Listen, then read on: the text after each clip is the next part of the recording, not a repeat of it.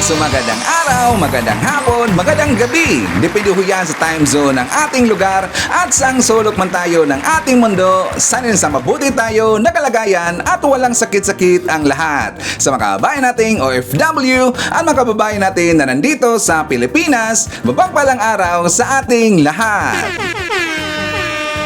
Okay, so kumusta ang lahat mga kababayan? How are you today? How was your Tuesday morning? I'm hoping na sana magandang ating gising ngayong umaga at meron tayong very energetic na aura. At sana rin po mga kababayan na hindi nyo nakalimutan ang mag-pray ngayong araw. Kahit mga 1 minute man lang po, magpasalamat tayo sa ating Panginoon na ngayong araw ay gumising pa tayo at saka magpasalamat rin po tayo sa mga blessings na ating na-receive araw-araw at mga blessings na hindi natin nakikita. Okay? So please, don't forget to pray always every day. Before tayo mag-start po ng ating balitaan ngayong araw, please allow me to acknowledge some of our viewers dito sa ating channel. I-shoutout natin mga kababayan ang ating mga top 5 commenters sa ating last vlog. Nandito po sa ating listahan si Ma'am Shane Sibal, Marcres Hernandez, Ieng Gamentiza, Virgilio Villanueva, Maria Cristina F. Manimbao. Also, pasalamatan po natin ang nabigay sa atin ng super thanks. Thank you so much kay Ma'am Carclia F. Nabigay sa atin ng $10. Again, thank you so much. Also, i-shoutout natin ang ating mga early birds. Nandito sa ating listahan si Sir Virgilio Fajardo, Maiti Baisa, Rosa Gonzaga, Glenda Magalong, John Cuan, Florifi Gumapak, Len Gonzales, and Sir Noel Narcida. Mga kababayan, isa po sa pag-usapan ngayong araw itong nangyari kay Jay Sunsa. Yes, you heard it right. Meron pong nangyari sa kanya mga kababayan, inatake po. And also, pag-uusapan rin po natin at saka i-debunk natin itong ginawa ng Dilawan kasi nanira siya kay PBB mga kababayan. Isa po siyang PhD at saka aside from that, isa rin po siyang writer sa isang news outlet mga kababayan. Tingnan niyo yan, niya writer sa isang news outlet, nanira kay PBBM. And also, pag-uusapan rin po natin, ito rin tungkol na nakuha sa mga investment deals ni PBBM doon sa Japan. Yes, meron pong nakuha mga kababayan. Kaya lang, merong in-insert kasi na captions ng ibang mga vlogger na VLOGGER mga kababayan. Yung vlogger na nagsusulat po. Hindi yung vlogger yung nagpapakita, kundi yung vlogger na nagsusulat lang. Kinapsyonan kasi niya mga kababayan na puro daw investment deals at hindi daw nagmaterialize. Buti na lang, meron pong ipinost si BBM minute before po nag-vlog si Sir Ivan. Tingnan nyo, minute pa lang po before nag-vlog si Sir Ivan, meron pong inilabas na statement si BBM na ito po'y magpapahiya talaga sa mga nanira po kay BBM. Kung ano yan, ipapakita natin yan mamaya. And also, pag-uusapan rin po natin itong napakainit na issue dito kay Pastor Quiboloy na kung saan, di ba, meron pong schedule na gagawin po na Senate proof sa investigation dito kay Pastor Quiboloy na kung saan nagsalita dito si Senator Robin Hood Padilla at saka nagsalita rin po dito yung isang witness na nagangalan po na Arlene Stone mga kababayan. Napakita si Arlene Stone, meron siya dito inilabas po na vlog kasi dismayado siya doon sa inilabas at saka sinabi po ni Senator Robin Hood Padilla na paimbestigahan niya yung mga witness mga kababayan. Na instead po, alam nyo yung ginawa po ni Senator Robin Padilla, marami talaga ditong nagalit, marami talaga itong nagsasabi na may pagkaangat itong si Senator Robin Hood Padilla mga kababayan. Bakit Sir Ivan? Kasi ayon po doon sa mga comment po ng mga netizens, saka doon tayo magbabase mga kababayan, kasi yung Senate proof na gagawin dito sa investigation ni Pastor Quiboloy, pwede nating ihalin tulad doon sa nangyari kay Senyor Aguila mga kababayan. So kapag nandun na po sa investigation sa Senate proof po ni Pastor Quiboloy, ang mangyayari kasi, ang gagawin dito ni Senator Robin Hood Padilla, na instead na doon siya papanig sa mga witness, sa mga resource person, doon siya papanig po kay Pastor Quiboloy mga kababayan at paimbestigahan niya yung mga witness. So yan po ang nakikita ngayon na sitwasyon ng ating mamayang Pilipino. E also, pag-uusapan rin po natin, ito rin nangyari dyan sa Malacanang na kung saan, di ba meron silang slogan na tara sa palasyo mga kababayan. Yung nakasanayan na natin na 9 days simbang gabi na kung saan itong inisyatibo na ginawa po ni PBBM na inopen po sa public yung Malacanang. Sa loob po, merong misa de Gallo at saka at the same time, marami talagang natuwa mga kababayan kasi nga aside pa po doon sa mga libreng mga putubongbong or mga pagkain. Meron pong nangyari na isang park na kung saan libre po yung mga palaruan ng mga bata makabayan. So hindi lang po yung mga seniors natin, mga nanay at tatay ang natuwa dito, pati na po yung mga bata makabayan. Kung ano yan, ipapakita natin yan mamaya at lalong-lalo na, meron po tayong pag-uusapan yung sahod ng kasambahay. And girls, siyempre, marami pang iba. Alam nyo lang po si Sir Ivan. Palagi ito meron dalang bam ng mga pasabog every time na maglalabas tayo ng mga bagong balita dito sa ating channel. Okay, so before tayo mag-start mga kaabayan, as usual, kukumustahin ko muna kayo at saka shoutout natin ang ating mga pinalangga po ng mga legends, ang ating mga senior citizen. Hello po, kumusta? Kumusta? I'm hoping po na nasa maayos kayo na kalagayan. Kukumustahin rin natin mga kaabayan ang mga pinalangga natin ng mga Marcos Loyalist. At syempre, nandyan rin po mga kababayan nating DDS all over the world. Howard to the mga kababayan, lalong-lalo na, maraming salamat sa mga viewers na hindi nag-skip ng ating mga commercials. Thank you so much. And also mga kababayan, i-acknowledge rin po natin ang ating mga new subscribers, mga bagong pasok listing channel. Welcome to the family and thank you po for appreciating our channel. So mga kababayan, before tayo pupunta doon sa mga mainit na mga issue tungkol kay PBBM, ipapakita ko muna sa inyo at saka i-feature natin dito. Kasi hindi po ganun kadami na mga vlogger ang nag-feature po sa Tarasa Palacio yung simbang gabi na nangyari doon sa Malacanang mga kababayan. So dito sa channel ni Sir Ivan, ipapakita natin yan. So for more details, let's watch this! Lalo pang dinagsa ang simbang gabi sa Kalayaan Grounds ng Malacanang. Bukod kasi sa espiritual, nakakawala ng lumbay ang mala fiesta na kapaligiran sa palasyo at bagong lutong puto bongbong at bibingka na may kasama pang kape at mainit na tsokolates. Sana gumaling pa ako, mahaba pa yung buhay ko para sa mga apo ko. Yan ang bit-bit na panalangin ng stroke patient na si Ronald at kanyang anak na si May. Pinagdadasal ko po na kahit walang pera, basta healthy lang po lagi yung family, tsaka strong po yung family. Ilan lamang sila sa halos 500 dumagsa sa simbang gabi na ginawa sa Malacanang Palace Grounds. Sumentro ang ebanghelyo sa pagpapatunay ni San Juan Bautista sa pagdating ni Hesukristo na siyang nagbibigay liwanag sa ating buhay at mundo.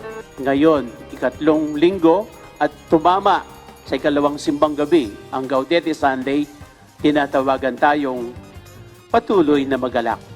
At ang pagiging masaya, yung tuwa ay regalo, no? Ng banal na espiritu. Ang pagiging masaya ay yung pagiging tunay na saksi ng liwanag. Tunay na saksi ng ating Panginoong Jesucristo. Sa kanyang edad na 70 anyos, malaki raw ang pasasalamat sa Diyos ni Cora, kaya naging panatan na ang pagkumpleto sa 9 na araw na simbang gabi. Pinagpapasalamat ko, syempre, kay Lord na so much blessing, small or big. Basta, when I wake up in the morning, I give thanks to the Lord for another blessing every day. Matapos ang misa, namigay ng puto bongbong at bibingka sa Malacanang.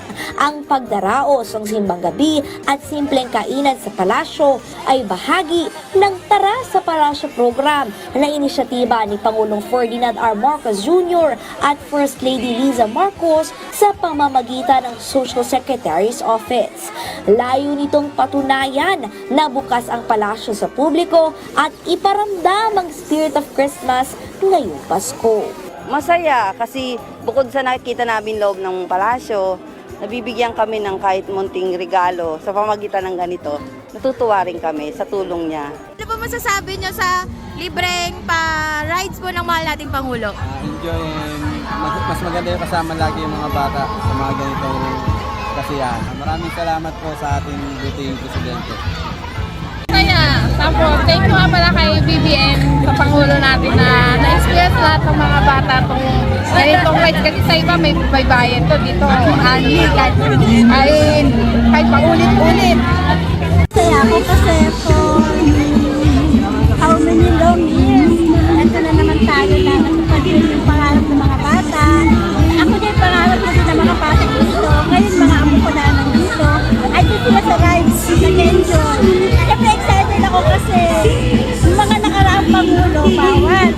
kay BBM, okay na okay. Busy pa kami, sabi ko, at ito nga mga rights sa mga bata. Kaya salamat, mahal na Pangulo, nag-e-enjoy kami lahat. Saka masaya kasi maraming batang mag-enjoy. Yun lang masasabi. How about naman po sa mahal na Pangulo, nagkaroon po ng inisyatibo ng ganito? Siyempre, grateful sa nagpapasalamat sa kanya. Kasi first time itong nangyari. Sa lahat ng presidente ngayon lang. Actually, may first time ko makapasok dito sa loob ng Malacanang. Tapos may mga ganito pang event. So, talagang naayos. At masaya. Kasi Christmas pa ngayon, tapos mag-New Year. So, magiging masaya yung mga tao. Thank you po, masaya Oh, di ba? Sinabi ko sa inyo, hindi lang po yung mga yung mga seniors natin ang natuwa makaabayan, pati rin po yung mga bata. Alam niyo ba kung ano yung wish ko kay sa ating Panginoon makahabayan? Ang wish ko po na sana kung sino man yung papalit kay BBM, yung magiging presidente sa darating po na 2028, sana magkaroon dito ng continuity makahabayan. Sana po ipapatuloy niya itong nasimulan po ni BBM na gin-open niya to the public yung Malacanang, at saka merong nangyari po na mga events dyan sa Malacanang, lalong-lalo na yung simbang gabi, sa mga palaruan, sa kapatid po yung libre mga pagkain makahabayan. Sana po ipagpatuloy niya. Pero alam nyo, kapag hindi ito ipagpatuloy, well, maalala pa rin nila si PBBM. Lalong-lalo na kapag ipagpatuloy makahabayan, maalala pa rin po si PBBM. So sana po ako nanawagan kung sino man dito yung magiging presidente natin sa darating na 2028, ipagpatuloy niya yung nasimulan po ni PBBM. Okay? So forward naman tayo sa ibang usapin.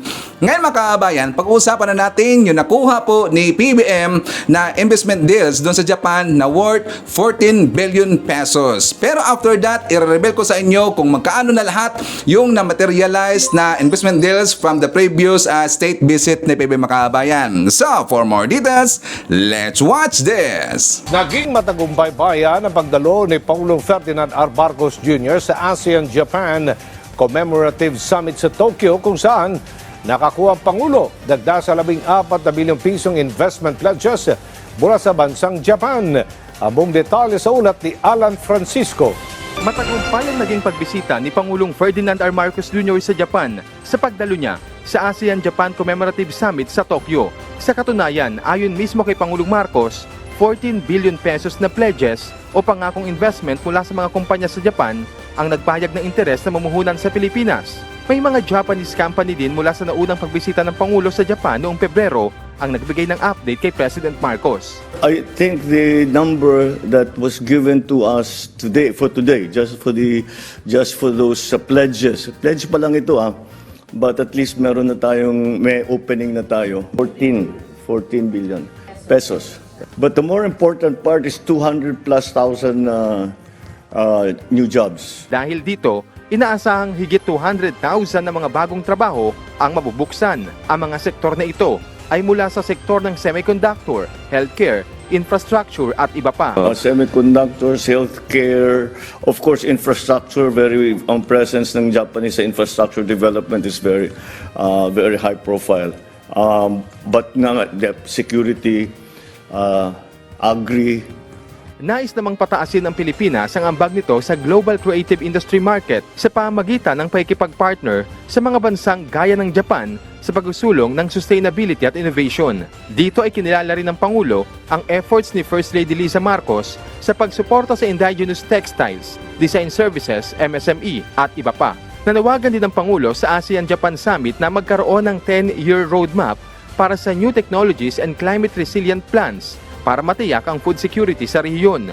Hinikayat ng Pilipinas ang ASEAN at Japan na kumilos para mabawasan ang carbon emission, pagkataguyod ng renewable energy at iba pa. Nakikita ni Pangulong Marcos ang isang maliwanag na hinaharap para sa aniyay matagumpay na pagtutulungan ng Japan at ASEAN. Sinabi naman niya ito sa kanyang talumpati sa Heart to Heart Partners Across Generations event kung saan nagbalik tanaw siya sa kontribusyon ng Japan sa peace and stability sa rehiyon. Tinukoy rin ng Pangulo ang mga programa sa Pilipinas na nagtataguyod ng kapakanan ng mga kabataan sa tulong ng Japan tulad ng Genesis Program at Sports for Tomorrow Program. Dumalo kagabi si Pangulong Marcos at First Lady Liza sa gala dinner.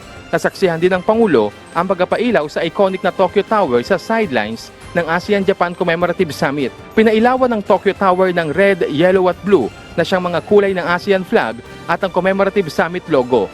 bilang pagbibigay pugay ng Japan sa pagbisita ng mga ASEAN leader at sa pag-alala sa 5 dekadang matibay na samahan sa pagitan ng Japan at ang mga bansa sa Timog Silangang Asya. Bibisita rin si Pangulong Marcos sa Imperial Palace kina Japan Emperor Naruhito at Empress Masako. Ngayong gabi naman, ang nakatakdang pagbalik sa Pilipinas ng punong ehekutibo. Mula sa Tokyo, Japan, Alan Francisco. Okay, so yung balita na yung makaabayan, nakapost po doon sa Twitter. So doon sa Twitter, binasa ko po yung mga comments sa baba, abay maraming nangutya makaabayan. Di ba noon po, o siya nga pala, ang nakuha po na investment deals ni PBBM sa Japan, this day makaabayan, 14 billion pesos. Hindi po dollar makaabayan, kundi pesos po, 14 billion pesos. Di ba medyo maliit lang po, kumpara doon sa mga previous na mga state visit makaabayan. Kaya nga maraming nagsasabi, abay nakakahiya naman, ang liit daw ng investment deals. Pero masasabi natin dito, kahit hindi po ganun kalaki, yung nakuha po na deals ni PBBM sa Japan, pero klaro mga kababayan, yan po ay magko-convert, marami pong matutulungan po ng mga kababayan nating walang trabaho na all in all sa 14 billion pesos na investment deals, mag-convert yan ng 15,000 lahat ng mga tao ang matutulungan na walang trabaho mga kababayan or magkakaroon po ng trabaho. Maliit pero klarong-klaro po. Ngayon, hinayaan ko na lang yung mga hindi magandang sinasabi nila. Alam naman ho natin, yung mga detractors, alam ho natin yung mga anti-Marcos, walang magandang sasabihin talaga mga kababayan. Ngayon, meron pong nag-agaw pansin kay Sir Ivan. Ito pong post ng isang PhD writer doon sa Rappler na nangalan po na si JC Punong Bayan mga kababayan. Ano bang ginawa niya Sir Ivan? Yung balita po na nakakuha po si PBBM sa Japan ng investment deals na nagkakahalaga ng 14 billion pesos, abay tinag niya mga kababayan. Nilagyan ng caption, sabi niya 1.5 years later, puro pledges pa rin. Puro pledges pa rin daw mga kahabayan. Writer ka, PhD, saka alam nyo, minsan ito si GC Punong Bayan, nakita ko nga na nagbabalita yun dun sa Rappler mga kahabayan, hindi niya alam na meron na po nag-materialize. Gonggong ba to? Ay, sorry. Nakakainis kasi. Okay, so isasampal natin sa kanya mga kahabayan na marami na pong nag-materialize. Well, skip na natin yung mga luma. Dito tayo sa bago na kung saan sa Japan alone na mga kahabayan, yung last time napunta si PBBM sa Japan, that is December yata yun, if I'm not mistaken. Or, not December, that is February nga pala. February 2023, nagpunta po sa Japan si PBBM. Naalala ba natin yun? At saka, yung nakuha niya na investment deals doon ay worth 700 billion US dollar ba yun, if I'm not mistaken. Babasahin ko lang makabayan kasi si PBBM, meron po siyang post minute ago before po nag-vlog si Sir Ivan. So, sabi dito sa post ni PBBM, ay siya nga pala, post niya doon sa Twitter, tingnan nyo lang po. Meron siya pang post doon sa Facebook. Dito po sa mga anti-Marcos na hindi nila alam yung update kay PBBM, tuturuan ko na kayo. Minsan, babisitahin nyo naman yung account ni PBBM. Meron siyang account po sa Facebook, pati rin po doon sa Twitter, okay? Sabi ni PBBM, I am pleased to report that the investment resulting from our diplomatic mission to Japan in February 2023 have yielded positive outcomes. Out of the total 708.2 billion pesos committed, 169.7 billion has already materialized as of December 2023. Tingnan nyo, 169.7 billion pesos na ang nagmaterialize mga kababayan. So dito po sa mga anti-Marcos, well sana panoorin nyo na po minsan si Sir Ivan para marami kayong alam kung ano ang nangyayari sa mga lakad ni PBBM. Sabi pa dito ni PBBM, this has generated 9,700 jobs with more to come towards our goals of 24,000 jobs. Diba nakakahiya no? Isa kang PhD, isa kang writer sa Rappler, hindi mo alam yung balita. Pero at least, ay siguro alam niya nga makabayan kasi nga kaka-post pa lang ni PBBM. So at least meron na silang alam na meron pong na-materialize na investment deals sa Japan lang mismo makabayan. Isipin yan, Japan lang ho yan mismo.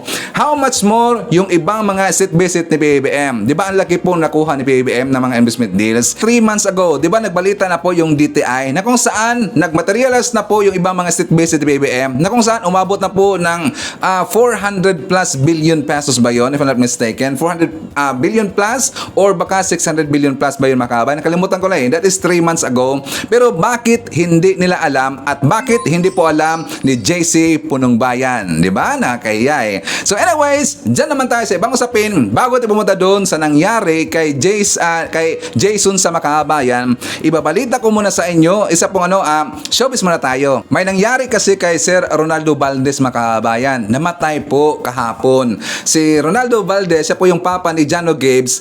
Ayon po sa investigation, makabayan, parang allegedly kasi nung pumasok daw si Johnny Gibbs doon sa kanyang kwarto, merong hawak kasi na baril yung si Ronaldo Valdez. So ako po ay nakikiramay dito sa pamilya Valdez, dito po kay Sir Jano Gibbs, rest in peace po sa isang legendary na artista na si Sir Ronaldo Valdez. At para sa kalaman po ng lahat at saka para madagdagan po ating informations, let's watch this. Pumanaw na sa edad na 76 ang veteranong aktor na si Ronaldo Valdez. Sa gitna ng pagluluksa ng pamilya at kasamahan sa industriya, ang paggulong ng investigasyon sa ikinasawi ng aktor. Nakatutok si Marisol Abduraman. Sa kanyang Instagram post, inanunsyo ng aktor at singer na si Jano Gibbs na sumakabilang buhay na ang kanyang ama, ang veteranong aktor na si Ronaldo Valdez. Hiniling ni Jano ang privacy habang nagluluksa ang kanyang pamilya. Ang award-winning actor na si Valdez ay mula sa pamilya ng mga taga-showbiz. Kabilang sa mga sikat sa kanyang pamilya ang dalawa niyang anak na sina Jano at Melissa Gibbs. Manugang niya ang aktres at singer na si Bing Loizaga. 1966 nang umarangkada ang kanyang karir sa showbiz. At simula noon ay sunod-sunod na ang mga ginampanan niyang role sa pelikula hanggang sa telebisyon. Napanood rin si Ronaldo sa ilang programa ng GMA gaya ng Bebo Tinga, Mga anak! sitcom na Bahay Mo Ba To? At Meant to Be. Hello, babe. Ayon sa pulisya, natagpuan si Valdez sa loob ng kanyang kwarto pasado alas 3 ng hapon kahapon at may tama ng bala. Sa loob din ng kwarto may nakitang isang baril. Si Sir Ronaldo Valdez po ay nakaupo sa kanyang sa upuan po at wala na pong malay. May tama sa kanyang right temple po. At yung baril na nasa kanyang kamay pa rin. Itinakbo ang aktor sa ospital pero idineklara itong dead on arrival. Ang QCPD nagsabing nagsasagawa sila ng masusing investigasyon sa pagkamatay ni Valdez o James Ronald Dulaca Gibbs sa tunay na buhay. Dahil may nakitang baril sa kwarto, isinailalim sa paraffin test ang lahat ng tao sa bahay ni Valdez. Bahagi ito ng standard operating procedure para sa mga insidenteng posibleng ginamitan ng krimen. At hindi nito ibig sabihin na may kinalaman sila sa nangyari. Hinihintay pa ang resulta ng paraffin at ballistic test.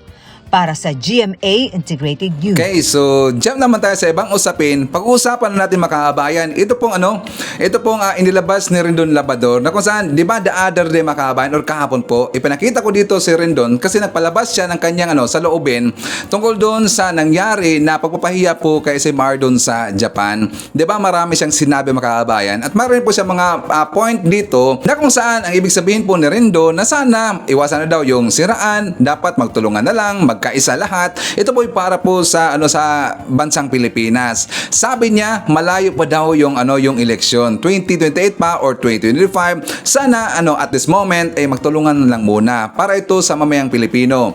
Ngayon, in-interview siya ng mga news outlet makabayan. So dito, meron siyang nadagdag na naman na mga statement. So for more details, let's watch this. Nakita ko kasi nag-trending online yung ginawang pambabastos kay House Speaker sa Japan na mga OFW na taga-suporta ni Vice President Sara Duterte.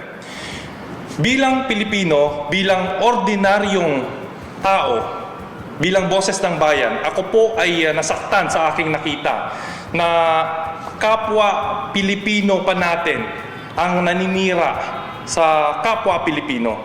Ang pinakamasakit nga nun, isang mataas na leader ng ating bansa ang ginanon nila. ayoko sanang manormalize or maging palaging ganito na maging kaugalian natin na manira or mambastos ng kapwa Pilipino. Siguro ito na yung tamang pagkakataon para hilingin ko sa DepEd na sana ibalik natin yung GMRC. Kasi ako po ay nababahala bilang boses ng bayan na palala ang ugali ng mga Pilipino. Nakita ko ito nag-viral online sa TikTok at kumalat kasi hindi po pwede natin na i-tolerate po yung mga ganito kasi sawa na tayo sa siraan, sawa na tayo sa fake news. Sana yung mga ganitong mga taga-suporta or fanatiko ng mga politiko, pagsabihan natin. Huwag sanang maging ugali na maglabas ng mga ganitong videos na ikakasira ng mga leader ng bansa natin. Sana mamayani po sa atin yung pagmamahal sa Pilipinas. At gusto ko rin siyempre bigyang respeto ang naging asal po ni House Speaker Martin Romualdez na kahit binastos siya, harapan, ay naging composure pa rin siya, naging maginoo pa rin siya at pinakita niya pa rin yung ugali ng isang totoong leader. Sa lahat po ng taga-suporta ng mga politiko, sana isantabi muna natin yung mga personal nating interest. Sana magtulungan muna tayo. At ayoko pong makita na itong mga darating na taon, ang politika pa ang magsilbing pagkakawatak-watak at hindi pagkakaisa-isa nating lahat. Sir, baka may comment ulit. Sabihin nung nila, hindi naman pumapasok yun eh. Indirectly naman, di naman daw talaga sinasadya na matamaan ng stick, ng flaglet, at saka yung mga sinasabi naman nila ay pasasalamat at sinusuportahan si Bibi Sara. Hindi direktang pambabastos ang ginawa sa ating House Speaker.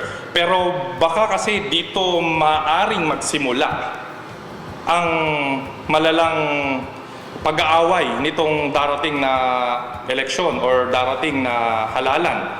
So sana, imbes na magsiraan, baka pwede tayong magtulungan na lang para makita ng taong bayan kung sino po ang deserving at sino ang tamang piliin na mamumuno kung sakali ng Pilipinas.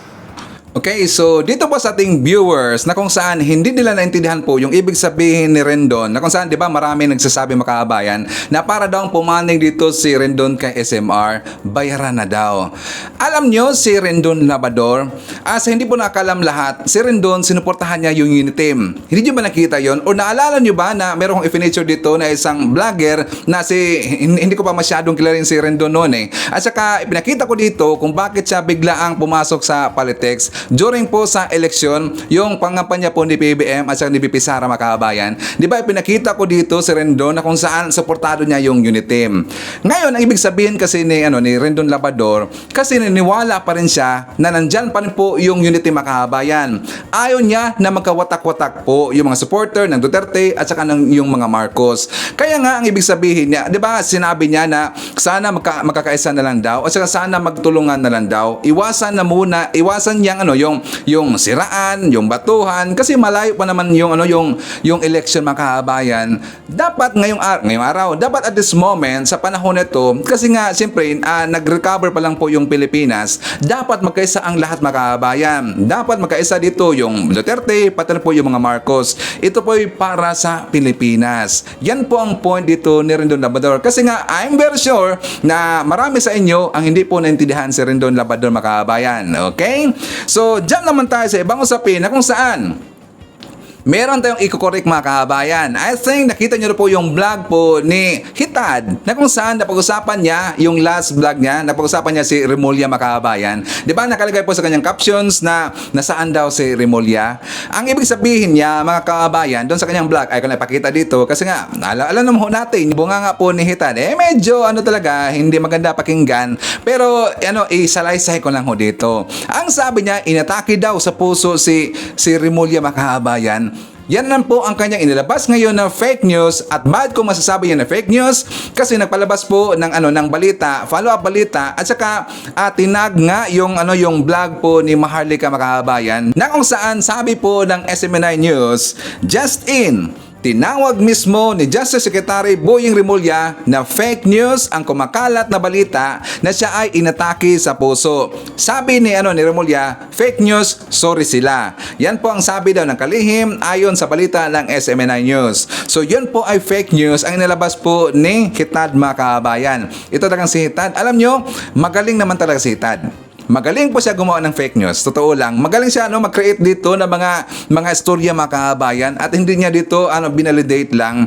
Si Rimulya na po nagsabi mismo na yan po ay fake news at wala pong nangyari sa kanya mga kababayan. So, jump tayo sa ibang usapin.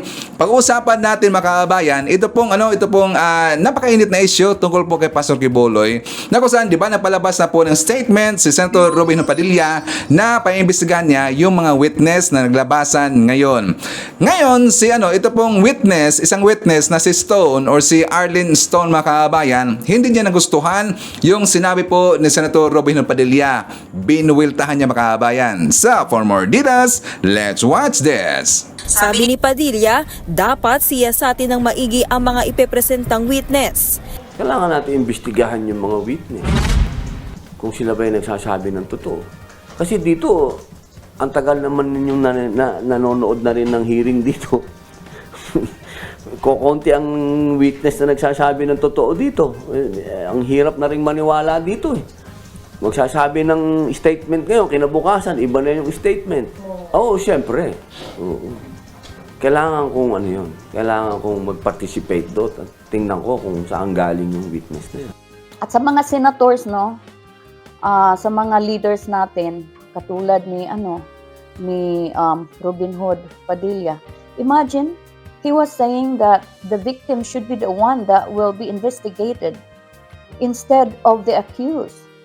What type of brain do we have if we think that way? You guys, we have to check our biases. We all have biases. I admit I have my own biases. But as leaders, we have to stand up for the people and not for our friends and not to any organization. You are elected to serve the people, to serve the country. Why are you choosing to stand for your friend without investigating on what really is going on? So makikita natin ang kitid ng mga utak ng ating mga leader. Sabi pa ni Bato, o ni Senator Bato, he will stand up for Quiboloy no matter what. And SMNI. Now look at what happened to the SMNI. We can see the illegalities na ginagawa nila from the beginning. Do you think there's any change in between? Once the foundation is live, everything that follows are lies. Kaya you guys, wag po tayong mapaghinaan ng loob. We have to stand up together. Kasi diyan lang natin makikita ang pagbabago. We want change. That's why we're doing this. We want change because hindi natin kayang lunukin at wag nating hayaan na yung iba ay lulunok sa pinagdaanan natin. Sa mga kasamahan kong mga workers. May email address na pwede niyong isubmit ang inyong mga complaints directly to Senator Risa Hontiveros. I'm really grateful for Senator Risa for looking into this issue and hearing us. Because, few years ago, tayo-tayo lang ang lumalaban. But now, the whole country, our fights, the Philippines, the US, why scared? Wag na po tayong matakot. The time that we were scared is all gone. It's all past. Now let's embrace the new paradigm. A paradigm to stand up for the truth and fight for what is right. So salamat you guys, and I hope this video will give you some type of inspiration. Kasi hindi tayo nag-iisa. We're not alone fighting this. We are fighting this together. No, marami ang mga pastorals na lumalabas ngayon from different countries participating in this occasion. Ngayon, yung ibang pastorals na like during my time, alam nyo kung sino kayo at alam nyo kung ano yung pinagdaanan ninyo. Okay lang ba sa inyo na gano'n na lang bababoyin yung ating pagkatao, yung ating faith yuyurakan, yung ating paglilingkod sa Panginoon pag pinaglalaruan? Okay lang sa inyo yan? Now we realize that we are actually being scammed. Okay lang sa inyo yan? Hindi kayo gagawa ng action? Wala kayong gagawin? Really? Guys, oh, let's stand up. Sa mga pastoral na inabuso mula noon, nagtatago kayo, and I understand. You know, some of you, you have your own family now. You have your kids. You have a household to protect. But think about this. This is an important battle. And this only happened once in our lifetime. So let's stand up together. And let's bring this to the end. And together, we'll stand strong. Napapansin ko lang mga kababayan, si Senator Robin Hood Padilla parang takot na imbestigahan si Pastor Qubuloy. 'Di ba? Bakit naman siya matatakot dito? Kung si Pastor Qubuloy walang ginawa, limpyo po ang kanyang konsensya, bakit naman sila matatakot na iimbestigahan po si Pastor Qubuloy? Ngayon, hindi po natin masisisi na yung iba nating mga kababayan po, mga netizens, na may masabi dito kay Robin Hood Padilla na mukha na dang wala sa katinuan mga kababayan. Nabasa ko nga doon sa mga comment, sabi lang, ang tanga talaga, ang dami daw nilang nabudol or maraming nabudol. At isa rin po dyan si Sir Ivan. Siyempre, kinimpanya ko yan sa si Binoy Makabayan. At siyempre, ibinoto rin po natin. Pero sa katagalan, parang nakita ko, parang nonsense talaga eh. Parang wala siyang nagawa na, ayaw ko na sasabihin ito, pagka maraming magalit eh. Parang hindi maganda Makabayan. At saka wala pa siyang, may napasa na ba dito na nabatas si Binoy Makabayan? Kahit isa, hindi ko lang napansin eh, parang wala pa yata. So sa ating lahat, next time dapat sisiyasatin natin ang ating ibuboto mga kababayan. Okay, so piliin natin yung karapat-dapat. Okay, so jump na tayo sa ibang topic. Pag-uusapan na natin si Jason Sa mga kababayan. Doon kasi sa kanyang account, meron siyang post na kung saan ito pong si Jason Sa inatake na naman sa kanyang sakit sa pagiging fake news peddlers mga kababayan. Yes, inatake na naman po. Meron siyang post na kung saan siniraan niya si BBM. Ang sabi niya sa kanyang post, ibang klase si BBM, walang paki sa Marawi bombing pero nangingialam sa North Korea nuclear bomb testing. Kasi meron pong balita mga kababayan na kung saan ipakita ko sa inyo, Marcos condemns North Korea's ballistic missile launch. Yan po ibinalita at saka ayon dito sa sa baba po ng ng caption, screenshots of file image of North Korea's missile launch during a news program at the Seoul railway station in Seoul, South Korea, Monday, December 18. So meron palang pinalipad po na ballistic missile ang North Korea mga kababayan at yan po'y kinundi na kaagad ni PBM. Sabi dito, babalikan na lang po natin yung post po ni Jason Sa, wala lang paki sa Marawi bombing pero nangingialam sa North Korea nuclear bomb testing.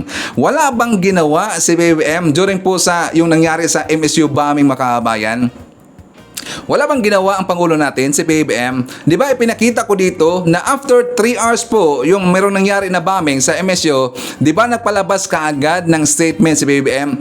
Kinondina niya yung nangyari pong bombing sa MSU. Sino bang nakikita nun? Di ba ipinakita ko dito mga kababayan? At saka siyempre, kalat na kalat ho yan, na balita na yan.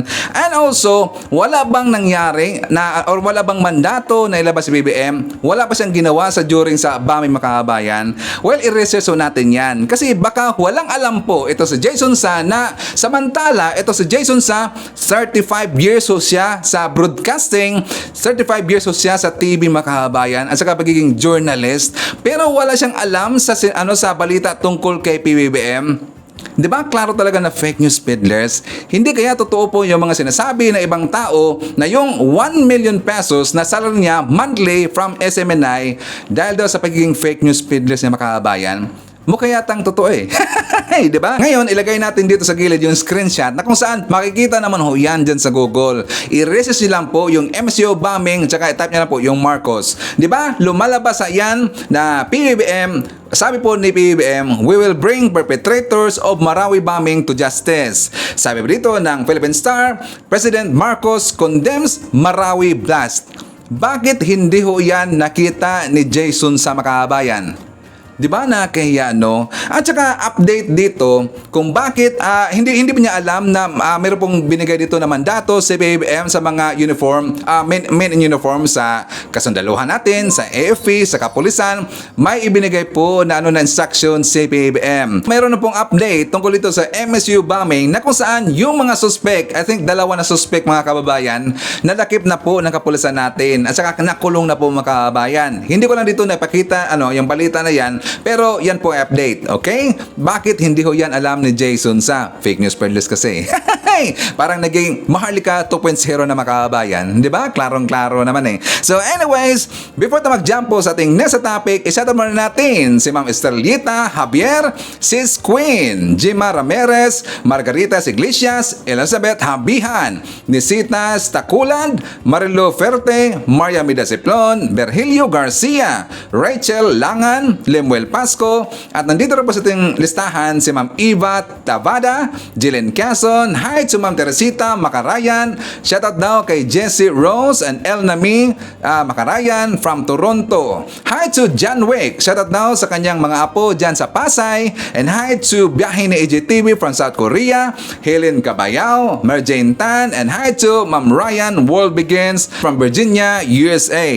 Okay, so pag-uusapan natin, mga kababayan, before tayo pumunta doon sa balita kay PBBM na kung saan, di ba, tutol siya or meron siyang interview doon sa Japan, tinanong siya dito sa, tungkol po dito sa panawagan ng mga tao at ng mga mambabatas na i-deport na daw si Ambassador Wang Zilian, mga kababayan, yung ambassador po ng China. Saka gusto lang ipa-recall dito, pero tutol po si PBBM. Ang sabi, kasi ang ibig sabihin ni PBBM, sabi niya na kahit papalitan daw na ibang ambassador, yun at yun pa rin po ang sasabihin dito ni PBBM. Maraming nagsasabi, mga kababayan, kasi nga nakita nila yung interview niya ni PBBM. Sabi po ng mga anti-Marcos na takot daw si PBBM. Takot daw sa China si PBBM, mga kababayan. Pero hindi nila ina-analisa yung situation. Ang mga Marcos, si BBM nagiging diplomatic lang po. Si BBM hindi kagad yan umatake, mga kababayan. Hindi ibig sabihin na siya po'y takot. Kasi yan kasi ang sinasabi ng mga karamihan na nagko-comment doon sa Twitter, takot daw si BBM. Parang nag-coincide dito yung survey na inilabas po ng Publicos na kung saan merong advantage si BBM dito kay Bibi Sara at meron pong advantage si Bibi Sara dito kay BBM. Pero isa po sa advantage ni Bibi Sara yung pagiging brave daw, mga kababayan.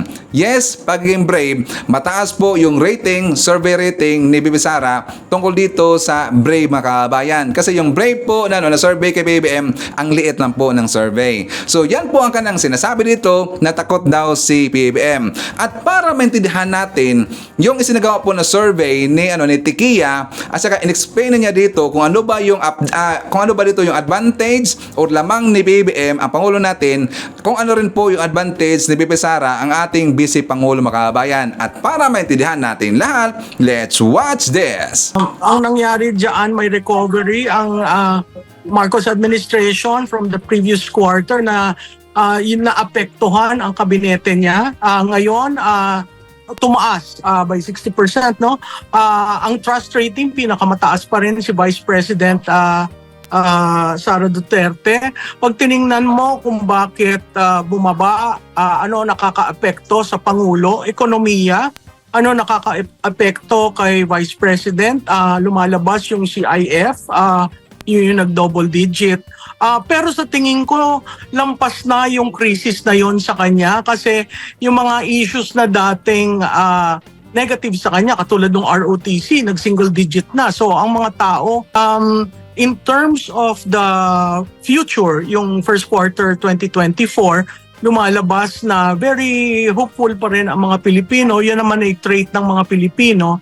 Very hopeful sila sa dadating na taon, pero makita mo pag tiningnan mo yung ano ang kanilang pinaghahandaan, it's really survival. Ako natutuwa, consistent si Vice President doon sa Brave. Parati niya yan nakukuha. So, alam ng tao yung traits ni Vice President. Samantalang yung sa presidente natin, medyo hindi naman sa hindi leader, pero parang yung manifestation of the position is just viewed by the respondents, hindi yung personal na trait, except yung siguro yung humble lumalabas dyan. Ma'am, dito po sa survey din ninyo sa personality traits ng mga incumbent officials na banggit nyo kanina, ang mataas dito para kay Pangulong Bongbong Marcos, 4 ito na binilugan ng pahayag, ay itong love for the Philippines, 44%, concern for Filipinos, eloquent and humble. Dito naman kay Pangalawang Pangulo, Sara Duterte, ang pinakamataas niya ay pagiging matapang. Concern for Filipinos, love for the Philippines, kasi 57 yung kanyang pagiging matapang. Yung concern for Filipinos, halos pareha lang sila ni Pangulong Bongbong Marcos. And yung responsable, fulfills sworn duties, 38, upholds the law, 36, sincerity and authenticity. So kung i-compare mo ang presidente at vice-presidente, parang yung kay vice-presidente, kasi ang threshold dyan 20% eh. So yung approximately top 5 traits. So makikita mo kay VP mas maraming traits isa kay presidente. Kay presidente more of optics, 'di ba? Nakita mo diyan eloquence, humble 'yon. Pero hindi mo nakikitaan yung brave, hindi mo nakikitaan yung performance to duty. Hindi nararamdaman ng taong bayan. Meron din kasing survey, halimbawa itong sa Okta, at na-determine nila na yung programa o proyekto ng ating pamalaan para sa edukasyon natin, both sa primary and tertiary education, yun yung nakakuha ng mataas na grado sa kanila. And sa survey din nila, inflation, kahirapan ang isa din sa pinakamababa. Ganun din ba ang nakita ninyo sa survey ninyo recently? Kasi yung methodology ng Okta, iba yung drill question nila sa agencies. Kami overall, hindi namin hinimay ano ang nagugustuhan nyo sa DepEd or sa CHED. No? That's one, a difference in methodology. The second, yung katanungan mo, what was the second? Yung primary concern ng ating mga kababayan. Yung primary concern sa amin is nakita kasi nila, meron silang question on self-rated hunger. Sa amin, basic lang yung tinanong namin, ano ang mga concerns nyo? So lumalabas doon, trabaho, presyo, at saka yung bilihin. Tapos may makikita ka dyang questionnaire na it all focuses on question survival. So, hopeful siya, but I still need to survive. Okay, so itatanong ko na lang dito mga kababayan, tungkol po sa survey na isinagawa po ng Publicos ni Malutikia, sakto ba yung survey doon kay PBBM? At saka sakto rin po ba yung survey doon kay BP Sara? Please comment down below. Tsaka babasahin nyo yan ni Sir Ivan, okay? So, before tayo mag-jump po sa ibang usapin, i-shout muna natin si Ma'am Carclia, si City Beer, Redler, Trexie, Lily, Carmen, Judy, Don Kings, Red One, J. Cabal, Lentek Power Force Team, Tita S, Aiko, Pax, JCC, Elzar, Caitlin, Wenzel Paises, Lady Net, Sir Castillo, Sir Golfi, Tatay Amik, and Tatay Jack First of Jack First Family. Hi to Joyful Pinay. Nandito rin po si Ma'am Evelyn Garcia. Hi daw kay Erickson Tismo Blanc from Kuwait. Shout out sa kanyang pamilya na nandyan sa Barangay Gingawan, Tanawan, Leyte. And hi to all the members of INC or Iglesia ni Cristo. So, pag-usapan natin mga kababayan, ito pong bagong update sa sahod ng mga kasambahay. So, for more details, let's watch this. Epektibo na sa Enero ang aumento sa sahod ng mga kasambahay sa Metro Manila at Caraga Region. Pati ang ibang manggagawa may dagdag sahod din. Nasa frontline ng balitang yan, si Gary De Leon. Hirap na mag-asikaso ng mga gawaing bahay at ng kanyang karinderya ang 67 anyos sa si Norma Bardamonte ng Pasay City. Sa edad daw niya, madali na siyang mapagod. Kaya nagdesisyon na siyang kumuha ng 4 na kasambahay. Sulit naman daw ang tig-6,000 pisong pasahod niya dahil all around na sila at stay-in din. Kaya libre ang pagkain, tulugan at mga benepisyo pa gaya ng SSS. Pag wala kang kasabay, ikaw lahat gagawa. Masipag, yung hindi na kailangang utusan, yung gagawin niya lahat ang basta nakita niya. Pero dahil sa inilabas na bagong wage order ng Regional Tripartite Board ng NCR noong December 12, obligado si Norma na itaas sa 6,500 pesos ang minimum nilang sahod. Kasunod dyan ang inaprobahang 500 pisong aumento sa sahod ng mga kasambahay sa Metro Manila simula January 3. 500 lang naman kaysa naman wala kang kasambahay, hindi ka makakakilos pag wala siya. Ang kasambahay ni Norma na si Mary Jane, masaya sa natanggap na balita. Galante naman daw magpabonus si Aling Norma, pero iba pa rin daw ang dagdag sahod lalo't hindi rin biro ang trabaho nila. Luluto po, nililinis po, nalalaba, nagbantay ng mga bata. Bukod sa mga taga-NCR, mabibigyan din ng aumento ang mga manggagawa sa Caraga Region. Aprobado na rin kasi ng kanilang Regional Tripartite Wage Productivity Board ang 1,000 pesos na wage hike sa mga kasambahay. Sakop nito ang mga nangangamuhan sa Agusan del Norte, Agusan del Sur, Surigao del Norte, Surigao del Sur, Butuan City, Siargao Island at Dinagat Island. Bukod sa mga kasambahay, hinati rin sa dalawaing patutupad na aumento sa ibang manggagawa sa Caraga. 20 pesos kada araw muna sa Enero, pero madaragdagan pa yan ng 15 pesos sa Mayo para umabot sa 385 ang daily minimum wage sa riyon. Sa kabuuan, tinatayang aabot sa mahigit 200,000 kasambahay sa NCR at Caraga ang makikinabang sa wage hike. Nagbabalita mula sa Frontline. Okay, so yan po ang ating mga nakalap na mga balita ngayong araw. Kung nakaabot ka po sa portion na to, sana nakapag-like na ho tayo. Libre po ang mag-share, libre din ang mag-subscribe. Again, maraming salamat sa mga viewers na hindi nag-skip ng ating mga commercials. Thank you so much. At before po natin tatapusin natin programa ngayong araw, sana sabayan nyo si Sir Ivan para sa ating live messaging prayer. Panginoon, salamat po. Naway lagi mo akong gabayan sa aking buhay. Sa patnubay mo, hindi ako matatakot sa anuman. Dahil kaya mong lutasin ang lahat ng paghihirap para sa akin. Naway, bigyan mo po ako ng daan at pawiin ang stress at pasanin sa aking buhay. Mangyaring gawing malapit palagi ang aking puso sa iyo at huwag lumayo sa iyo. Bigyan mo po sana ako ng pusong puno ng pag-asa para sa iyo. Ikaw lang ang lagi naming maaasahan, ikaw ang aking suporta at kalasag. Pinasasalamatan kita at pinupuri ka magpakailanman. Amen. So maraming salamat mga kababayan, and I hope to see you again on my next video. BBM Sara, BBM Sara, pagkakaisa patungo sa ginhawa. BBM Sara, BBM Sara, para sa kinabukasan naming mga bata. BBM Sara, BBM Sara, walang imposible na kapag nagsama-sama. BBM Sara, BBM